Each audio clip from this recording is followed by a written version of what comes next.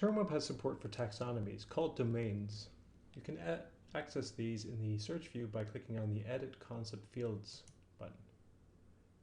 When you click on Edit Domains, you see the available domains as well as their subdomains if you open up a specific domain. You can see whatever domains are applied currently by finding the domains and having the checkbox to the left of them. As an administrator, you can edit these domains by entering the Administration menu and going to Dictionaries.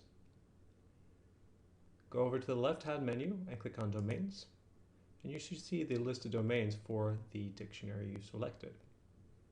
To add or edit a domain, you can right-click on that top domain, or open this up and click on a subdomain, and then right-click on it.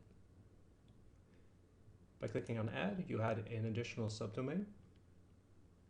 By right-clicking and click on Edit, you can edit the name of the domain, or you can also right-click and delete to delete that domain.